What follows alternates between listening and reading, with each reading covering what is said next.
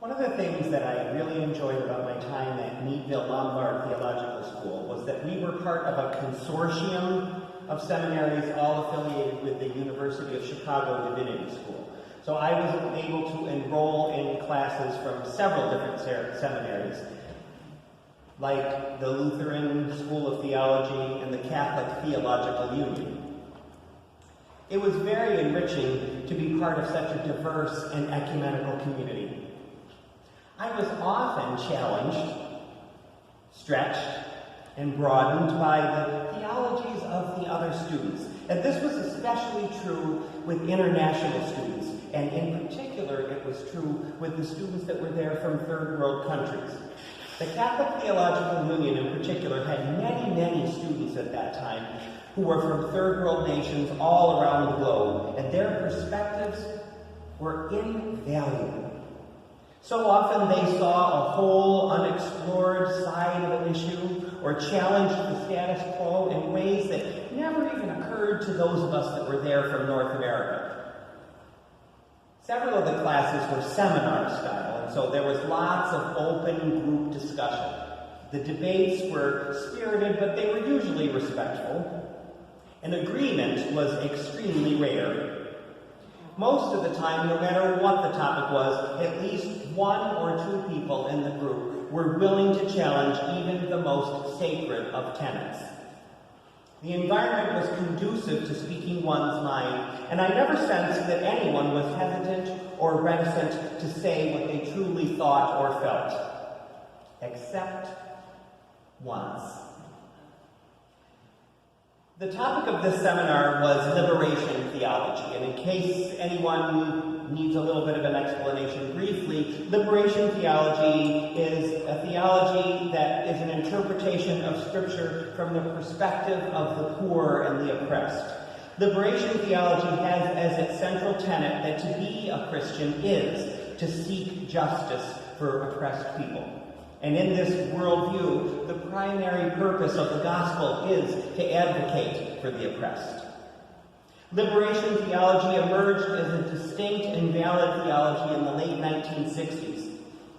And it is almost universally studied in Christian seminaries, at least at the time when I was there. And it articulates many of the same values that our own UU principles and purposes do.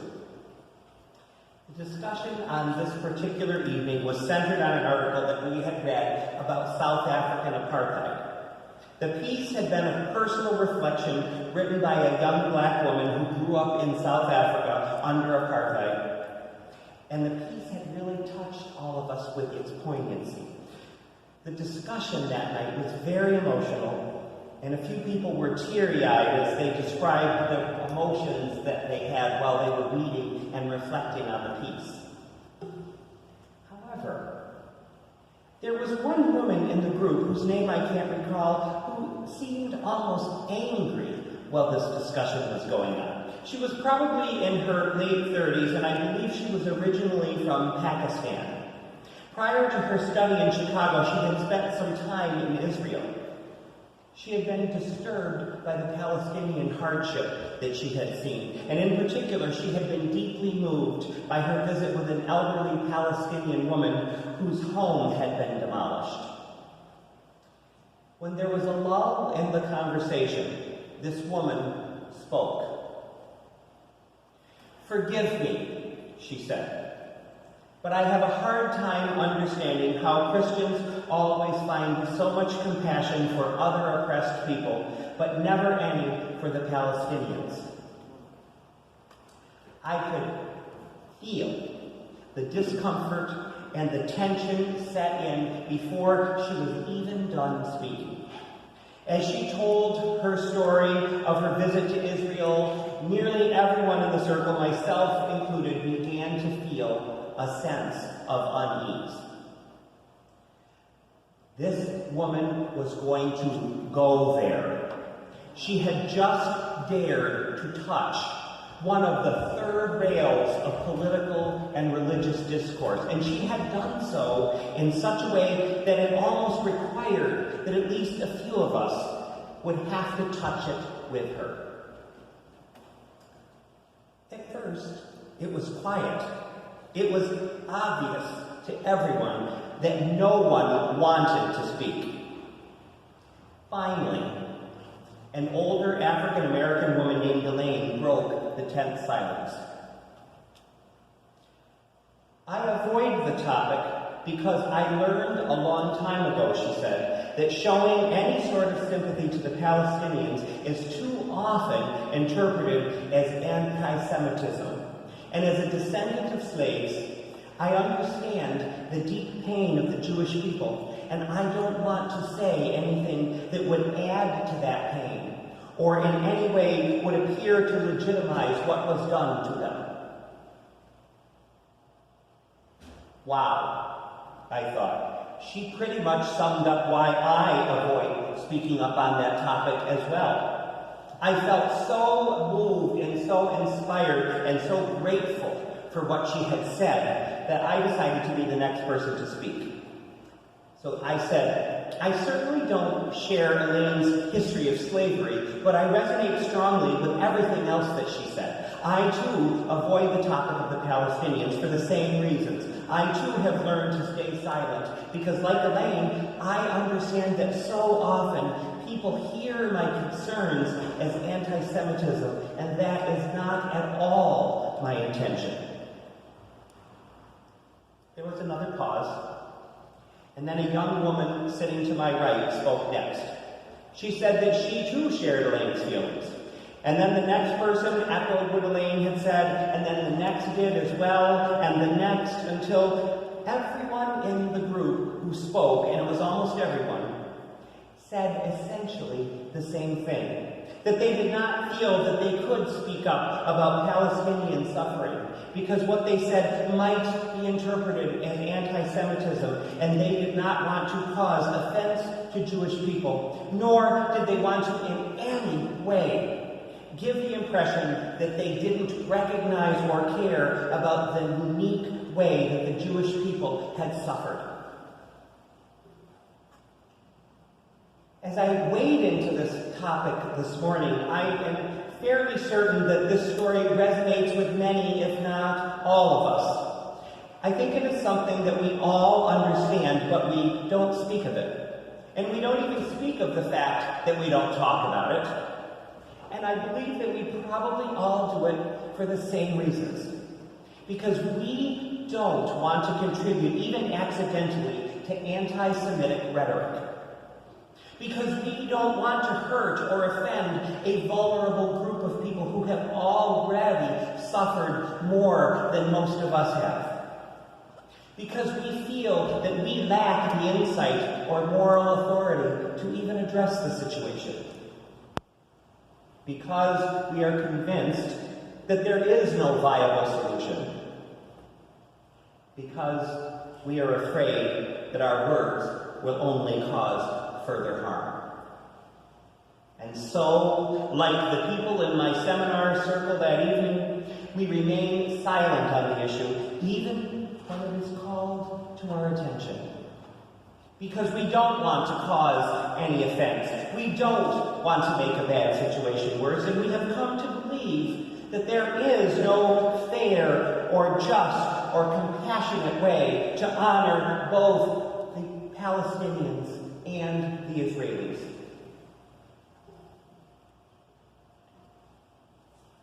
But we need to challenge that, however, because if that were so, we are all doomed. All of humanity. Because while Israel is certainly a unique situation in several ways, it is by no means the only place on earth where ongoing conflict causes mass suffering and where vulnerable people are oppressed by those who have the upper hand. We must also be aware that we are living in a time when civil liberties are being eroded all over the Western world in ways that we have not seen since the World War II era. It is therefore absolutely imperative that we find non-inflammatory, bridge-building ways to speak about this delicate and desperate crisis. How do we do it? How? Well, first and foremost, we must all work together to decouple criticism of the Israeli government from anti-Semitism.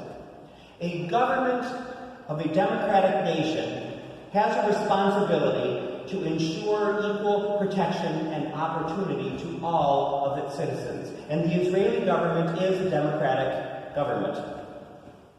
It is always right and always just to advocate for human rights. So as long as the criticism is focused on the government and its policies where it belongs, and it is not on the Israeli people or religion or ethnicity, it is not only appropriate to seek a just society for the Palestinians, it is the duty of all free people to do so. It is also very important to keep in mind that just as not all Americans agree with the actions of our government, not all Israelis support their government's oppression of the Palestinians. Just yesterday, I caught a piece of NPR's Hidden Brain while I was driving to an appointment. And I heard part of a piece in which an Israeli soldier, a former Israeli soldier, spoke about the oppression of the Palestinians. He said that as a young man, he had entered the Israeli military with the notion that he was going into the military to defend his country. But after he began the work, he saw that much of what he did was simply to terrorize and intimidate Palestinian citizens and civilians.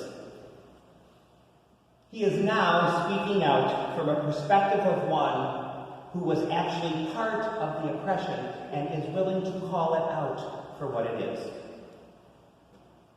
Finally, and most crucially, our words must always be compassionate, and that compassion can be shown to all sides. It is not only possible, but it is necessary to simultaneously acknowledge the pain carried by the Jewish people and advocate for justice for the Palestinian people. Showing compassion, if it is true, genuine, authentic compassion, can never be wrong. How can authentic, genuine compassion ever be wrong? And it is never wrong to show it and offer it freely, no matter who is on the receiving end.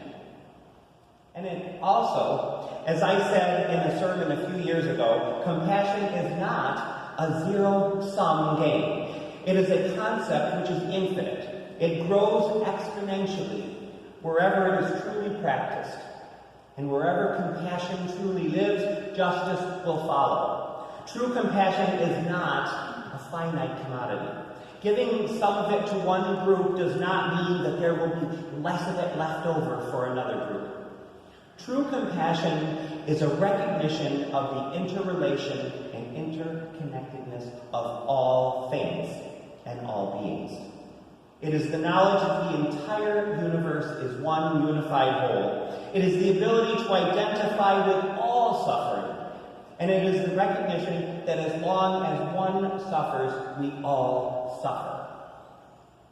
Compassion transcends time boundaries and anger and pain. Compassion knows no self. In fact, a compassionate heart transcends the concepts of self, of me, or of mine. True compassion transcends mere altruism even, because when we truly practice compassion, we are in touch with the larger collective consciousness which permeates everything. Compassion does take vigilance, however, especially when the topic is as sensitive as the one we are discussing this morning. Before speaking or acting, we must carefully weigh our words, question our motives, and examine our biases. But as long as we have done that, and we are assured that we are speaking from true compassion for all involved, I do not believe our words can ever be wrong. The Pakistani woman who challenged our seminar that Chicago evening listened very attentively as everyone in the circle expressed their fears of being seen as anti-Semitic. I watched, though, her soften, and I watched her body language open as more and more people expressed the same concern. When everybody had finished, she spoke again. "I understand your concerns, and I share them as well," she said. "But I have also learned that we can't be responsible for how other people interpret what we say. Sometimes we have to take the risk and trust that our words will be received in the spirit of love and in the service of justice. Those who are prone to misinterpret our words or misjudge our deeds and our perceptions will do so no matter what we say. Standing up for the oppressed is worth the risk, and we all have a duty to take that risk."